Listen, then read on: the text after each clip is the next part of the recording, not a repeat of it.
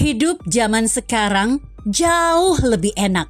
Saya bingung kalau ada yang bilang enakan zaman dulu.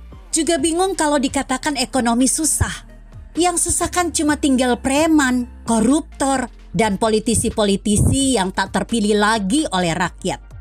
Nggak tahu ya bagaimana takutnya kita sebagai mahasiswa dulu waktu kita dikejar-kejar intel, ngumpet di kamar jenazah, mau menyatakan pendapat susahnya minta ampun.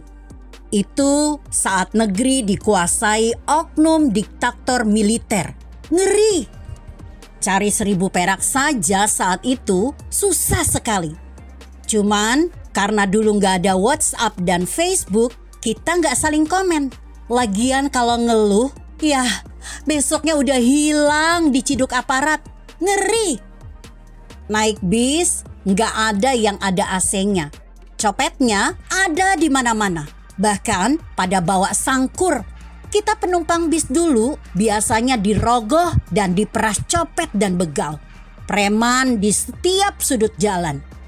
Untuk bisa makan, paling sama kerupuk. Dan sudah top kalau dapat sop kaki kambing. Itu juga baru bisa kita makan beberapa bulan sekali. Mudik, ya ampun, susahnya setengah mati. Naik kereta, semua orang rebutan sampai masuk lewat jendela dan bawa kardus bau ikan asin, bukan koper. Toiletnya kotor, anak-anak kegencet-gencet, tak ada celah kosong. Orang tidur sambil berdiri. Calonnya juga banyak, uang THR habis diembat calo dan copet. Di kampung-kampung dulu ada babinsa yang galaknya minta ampun. Lurah-lurah juga korup, bupatinya harus tentara. Kita apa-apa harus urusan sama tentara. Ada litsus dan lain-lain. Di jalanan, tentara galaknya minta ampun. Kita ambil jalan mereka, habis kita digamparin. Lewat kompleks tentara, seram sekali. Koran-koran sering dibredel. Lalu puncaknya, waktu anak-anak mahasiswa sudah nggak tahan. Gegara mertua kawan kita mau terus jadi raja. Maka penculikan terjadi. Banyak mahasiswa-mahasiswa saya yang hilang. Orang tua menangis. Mereka bukan cuma ditembak aparat, tapi juga diinjak-injak dengan sepatu Lars dan nyawanya meregang. Mereka juga dihadapkan dengan laskar-laskar berjubah. Muncul pasukan berjubah agama yang menyerang mahasiswa pakai bambu runcing. Penjarahan dibiarkan, banyak orang hilang.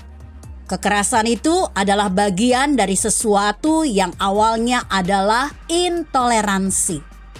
Jangan biarkan itu terulang lagi di negeri yang sudah diperbaiki oleh para ulama dan umaroh hebat. Gus Dur sudah mengembalikan militer ke barak untuk fokus ke pertahanan dan keamanan.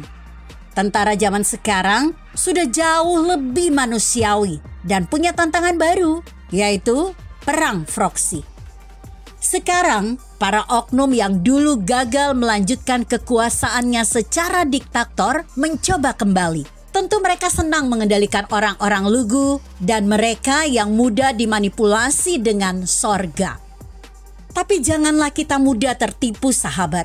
Sebab apapun yang datang dari Allah pasti adalah kelembutan dan kasih sayang, bukan amarah atau menganjing-anjingkan manusia. Bukan yang keras dan menakut-nakuti, juga bukan yang haus kuasa dan korup. Bahkan mereka kini memakai teknologi internet, menyerang TGB dan ustadz-ustadz baik, menyerang Jokowi, Sri Mulyani, Susi, Adi MS, Rudiantara, BUMN, Ma'ruf Amin, Ustadz Somad, dan lain-lain. Orang-orang baik ini diserang pakai bot dan robot. Pakai senjata pemusnah massal, hoax, pakai segala yang serba palsu. Kita semua ditakut-takuti, seakan-akan besok Indonesia tak ada lagi. Seakan-akan jadi sopir ojol itu pekerjaan budak dan bodoh. Seakan-akan kita semakin miskin, semua kemajuan dianggap kemunduran. Faktanya kita justru tengah menuju negara yang makmur. Daya beli meningkat, ketimpangan turun, harga-harga terkendali, banyak yang semakin murah. Tetapi memang banyak yang berubah. Orang sekarang lebih senang pindah-pindah kerja, sehingga kesannya banyak yang nganggur. Padahal mereka lebih punya pilihan, karena orang tua mereka jauh lebih kaya dari orang tua kita dulu. Taksi dulu hanya ada yang 100 ribuan, yang silver dan gold. Sekarang ada ribuan taksi yang ongkosnya hanya ribuan perak. Dulu bini kita beli kerudung cepet dapat 1. Sekarang bisa dapat 4. Gegara bisnis online dibuka pemerintah. Dulu kalau orang Jakarta naik mobil ke Surabaya butuh 15 sampai 20 jam. Sekarang cukup 8 jam. Airport baru, cakep-cakep. Pelabuhannya juga keren-keren. Sekolah-sekolah tak terdengar lagi yang roboh karena koruptor disikat habis.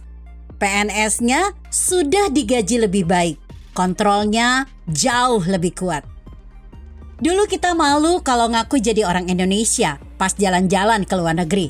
Orang asing memandang kita rendah. Miskin prestasi, jalanannya buruk, ambes, macet, banyak lobang, nggak menarik. Jembatannya dulu juga sempit-sempit dan reot. Sampai-sampai anak-anak sekolah harus bergelantungan mengerikan. Jalan tol cuma bisa dibuat di Jabodetabek dan sebagian kecil Pulau Jawa.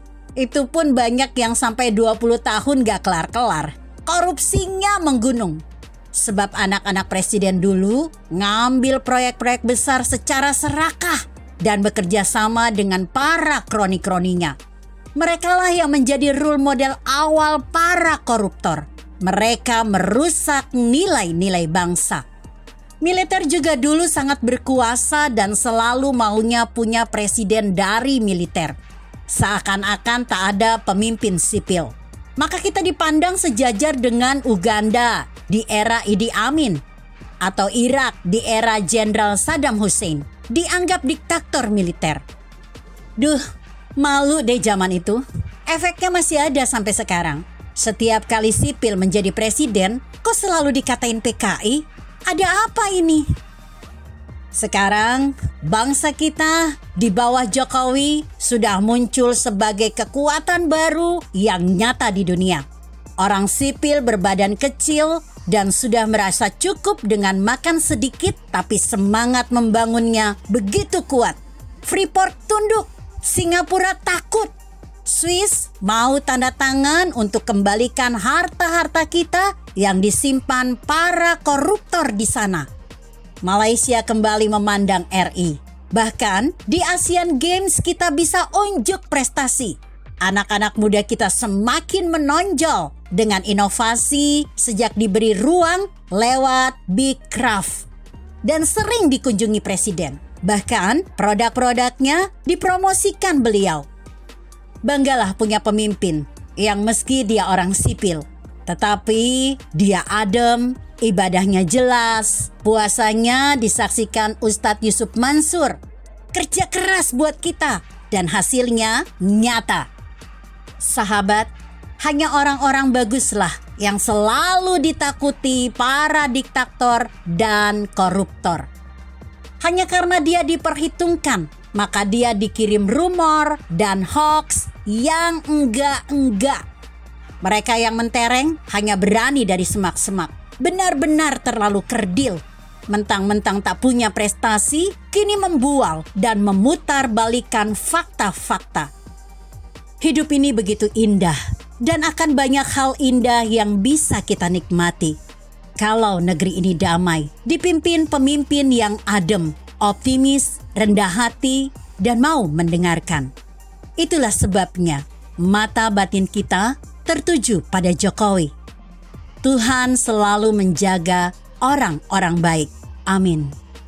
Artikel ini ditulis Renal Kasali yang diposting redaksi Indonesia.com dengan judul Zaman Kini dan Saat Orde Baru. Jika Anda berpendapat lain, tuliskan komentar Anda di bawah ini. Saya Emma, Karisma 90.